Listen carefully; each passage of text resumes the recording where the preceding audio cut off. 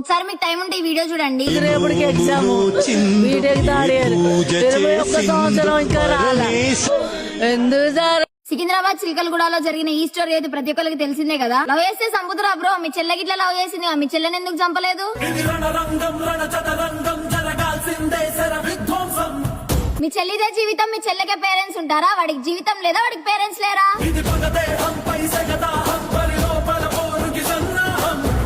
నేను ప్రతి ఒక్క అమ్మాయికి ఒకటే చెప్తున్నా, మీకు ఇంట్లో ఒప్పించుకునే దమ్ముంటే లవ్ చేయండి, లేకపోతే లవ్ చేయకండి. అట్లా అని చెప్పి లవ్ చేసి ఒక అబ్బాయి జీవితం అయితే ఆగం చేయకండి.